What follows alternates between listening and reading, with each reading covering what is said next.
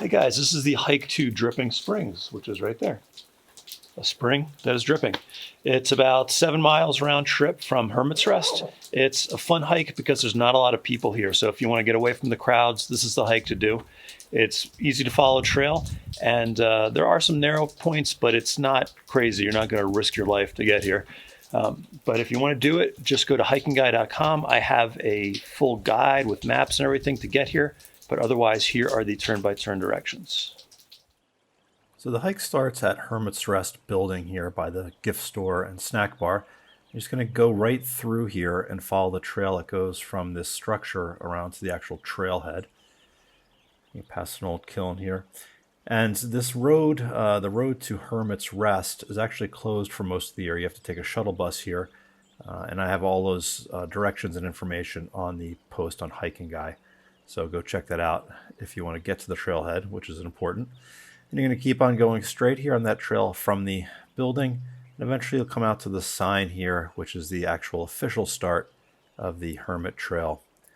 And the beginning of it is, it's well marked throughout, but the beginning of it is mellow. But then pretty soon you're going to come on to these old remnants, basically, of a cobbled and paved path. Now, originally this was built in 1911.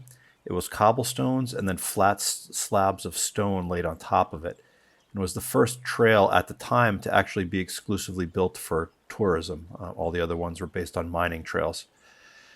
After that first section of the old cobbles and stairs, there's a nice little cruisy section in the middle. It was more of a trail.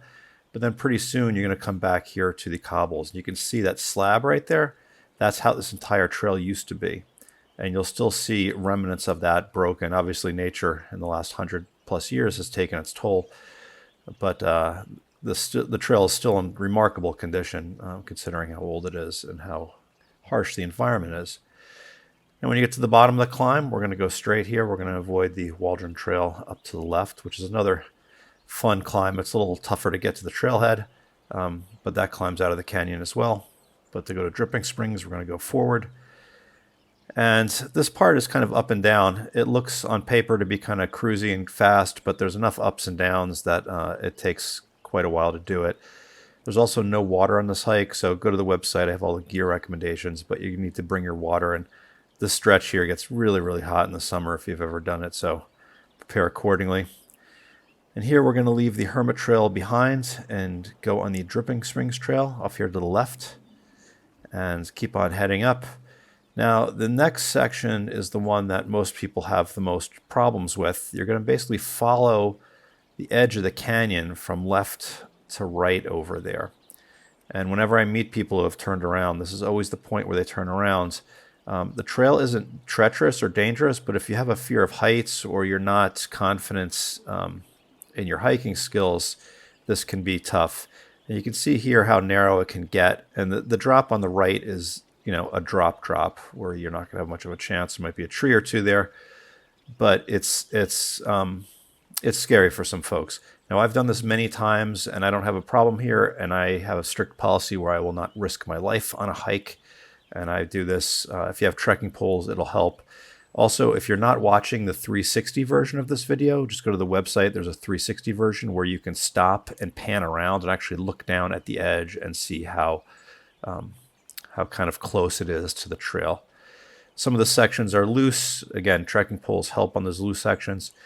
But you're going to come around here, and this will be the last part of it before you get to the more traditional trail up to Dripping Springs. And once you're done with this, there's one more trail turnoff over here. Boucher Trail is over to the right. Dripping Springs to the left. And this part goes uphill. It's a gradual uphill. It's nothing hardcore, just a few hundred feet. But you might be feeling it if you're tired. And you're going to head up. There's one little tricky part where there's a switchback, but otherwise, which is right here, it looks like the trail kind of goes forward there, but it actually goes back around here. But otherwise, the trail is very easy to follow. And pretty soon you will be at Dripping Springs, which is a great example of a hanging spring right here. You have to treat the water if you want to drink it, but it's right there, nice and shady. And then from here, you just head back up the way you came. Hey guys, so that's the hike. Now, if you're watching this on YouTube, you can click on the link in the description and you'll get a full guide to the hike, including maps, parking, yada, yada, yada. And if you are watching on YouTube, if you could click that little thumbs up, that will help other people find the video and hopefully do the hike safely. And if you want to find other hikes in the Grand Canyon, maybe not this hard, maybe a little bit easier, I have a whole page of Grand Canyon hikes on HikingGuy.com, so check it out. And otherwise, enjoy Dripping Springs.